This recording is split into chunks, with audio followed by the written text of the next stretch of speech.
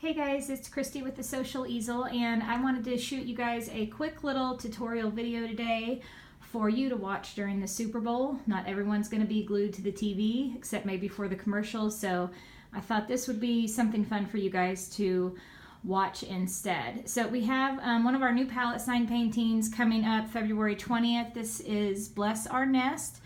And my husband builds all these palettes for you guys, and we start with raw wood. We're going to de-stress these. I'll teach you how to do these awesome little bird nests and eggs. And the best part is we're going to do our words with a stencil. So I'm going to show you how that works using another item that I have that is going to kind of correlate with this. So I'm going to zoom out just a little bit. I've got it prepped and ready for what we're doing today, but basically what this is, I'm going to flip this up for you guys real quick. This is going to be a mason jar holder for these flowers that I've got around here. So basically what we're going to do, I'm going to put my my family name on the front of it, and then when we're all done, I'm going to show you guys the finished product, peeling all this off. It's going to leave these nice crisp letters just like on our palette sign. And then we'll have a little display for flowers. I love this because you can change it out all season. So if this is something you guys are interested in, make sure you comment below the video, and maybe this will be a fun little craft night that we can do coming up for the spring. Super fun to change out for every season. So I'm gonna show you guys that. But the main thing we're focused on today is this awesome little stencil that is gonna leave our words behind. So I will be making these obviously for the palette sign that we're working on, so everyone will get one. No hand lettering required. It's just gonna basically stick on here like a sticker, and then we'll peel it off and it's gonna leave our words behind. So I am going to prop the camera right up here. Give me just a second. We'll get you guys situated so you can see what I am working on. I think that's pretty good. So I'm gonna jump back over here and show you the materials that we're gonna use to get started and how this is gonna work exactly. So the first thing we're gonna do, we want to kind of get a pretty good idea of where we want this on here. This comes with grid paper on the back. This is the part that you're gonna peel off, and we're just going to get a little edge on here. And sometimes if you need to, you can grab, we'll have these tools for you guys the night of the event. So you just grab a little edge there and you start peeling. So you can see that we're peeling the backing off, we're leaving the lettering and the sticker behind. Now, if for some reason any of these started to come up and some of that blue was showing up on here, you would just push it back down and then peel it off again. So that's trash. We'll flip this over. This is the sticky side, and we're just gonna kind of eyeball and position where we want this. Just a tip for when you're doing your words too, on anything, when you're looking at words or placement of stuff, instead of having it exactly centered from top to bottom, it's a good idea to always leave a little bit of extra space down at the bottom. Visually, that just helps our eyes. It kind of tricks us. It makes it look more centered. If we actually center it exact, it almost has a look like it's a little lower than what it needs to be. So we're just going to smooth that on. We'll have these little tools for you guys that night. These are super handy. These are just little scrapers you can get at Walmart or Bed Bath & Beyond, wherever you want. So all I'm doing right now is just going back and forth to kind of rub that sticker to make sure it's nicely stuck on there. And then I'm gonna start peeling back. So now I want my blue layer to stick behind, and I'm peeling this top coat off. So when you're doing this, the closer to, see how I'm kind of just pulling it back, kind of flush with it. A little easier for you to pull off and less chance of any of your letters kind of pulling up with your sticker. As you go, if you need to, you can just simply smooth it back down and then go back to pulling again. So anywhere where it's not sticking quite as much as you want to, just go back over with your tool.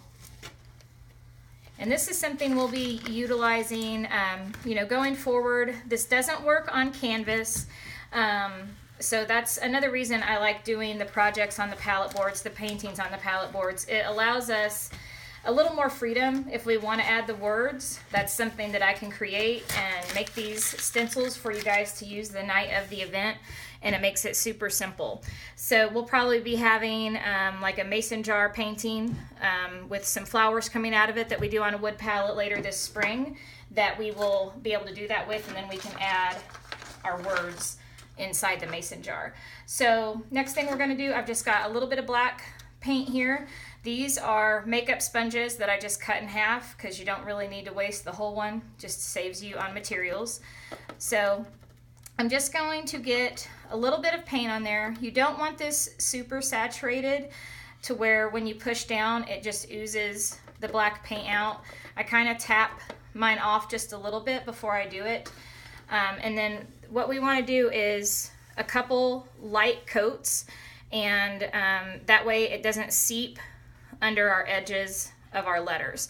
So all you're doing is just kind of pouncing these on, and again, I'm not pushing down super hard. These are just light little pounces with the black, and if you have a little more on there than what you need to, you can just kind of dab it off on your blue. Try not to get my sleeve in my paint here. So as you guys are watching this, if some ideas are popping in your head or something you want to do for spring, let me know, comment below. You guys can always give me ideas. I, of course, have some coming up that I'm working on over the next couple weeks, and then we'll be posting our March dates. But we have a lot of fun stuff still going on in February. So if you haven't looked already, if you're new to Facebook or new to the Social Easel, be sure to go to our calendar of events. You can go on my website at thesocialeasel.com, or if you're here on Facebook, there should be a tab that just says upcoming events that you can go to, and it's going to show you everything that we have coming up there. The links are provided inside each event, so you can click on those links. It will take you to the registration page where you can sign up for your classes. So all of our registration is done online, just to keep it simple and organized, and you can do that there.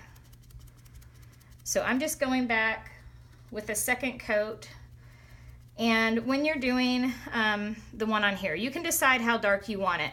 Obviously this is going for more of the rustic farmhouse style, is kind of what I have going on throughout my house. So most of what I do for you guys when it comes to this kind of style, it's usually designed to go in my home, and then I share it with you guys because I think you might like it too. So this is just a couple pieces I kind of coordinate together. So this is hanging in my kitchen. This is on my kitchen table inside of a tray made out of this rough wood also, that we can paint any color that we want. So I set this little mason jar holder inside that, and then I'll be sticking these jars of flowers inside. And it's just a nice little centerpiece that you can put on any table or a bookshelf. You can really use them anywhere. And these pallet signs, you don't always have to hang them on the wall too. If you have built-ins, bookcases, they look awesome just leaned up against the back of that. So I am going to start peeling this off, kind of show you how this works. So I am doing this quicker just because we're doing a video right now, just to show you. When you are doing this the night of the paint night, we would probably take a little bit more time in between our steps. I'm just kind of wadding it up here. If you do it while it's wet, of course, you're probably going to end up with a little bit of paint on you. So you can see a little bit on these edges where we've had a little bit of the lettering coming through. This happens to be rougher wood than what we use at the paint night, so that is part of why that's happening. And I'm going to show you how easy this is to touch up too. So I've got a nice little skinny brush here, And I'm just going to grab a little bit of my white paint. So you can see, I'm going to kind of hold that up. You've still got some nice looking letters on there. Like I said, this is, you know, of course, since I'm doing a video for you guys, it's going to be a little rougher than what I would want it to be. But this kind of shows you the basics of how these stickers work. Just going to peel those off there. So let's say, you know, this happened on yours. You can see up here, kind of hold this for the video. It's much more crisp on the boards that we'll be using at the paint night. This is actual old white picket fence that my husband reclaimed for me. So all we'd have to do, if you want, is you can just go in and lightly touch up those edges. Now, depending on the style that you're going for, I don't want anything too perfect looking.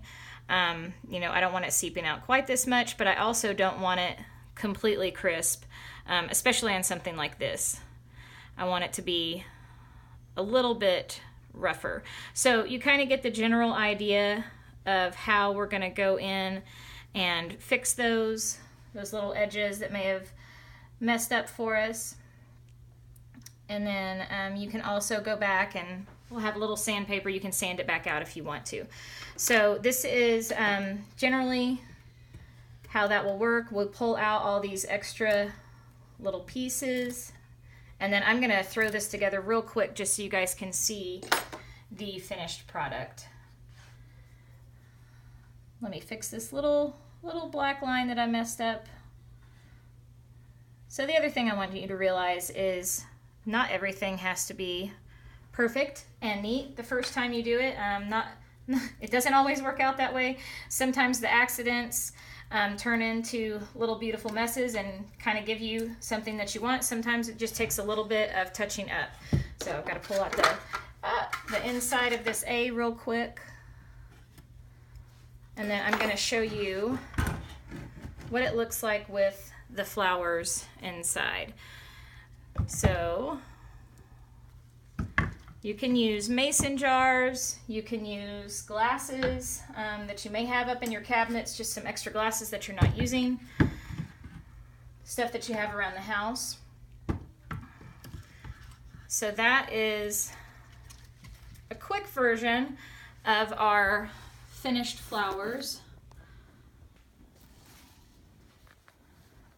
Just to kind of give you an idea of what that looks like all finished. Like I said, I'll have a few touch-ups that I want to do, but it gives you a general idea of how our stencils are going to work for us. So we do still have, I think we have about 12 or 14 spots left for this one. So if this is something that you guys are wanting to do, you want to add to your spring decor, or maybe just permanent in your house. Mine will stay up year round. That's something that we'll have a couple extra spots for on February 20th. So be sure to go to the calendar of events when you're at the end of this and comment below any feedback, any questions, and if you're interested in making the little mason jar plant holder also. So just a couple new ideas coming up for the Social Easel. Enjoy and have a fun evening watching the Super Bowl and the commercials. Have a good night. Bye.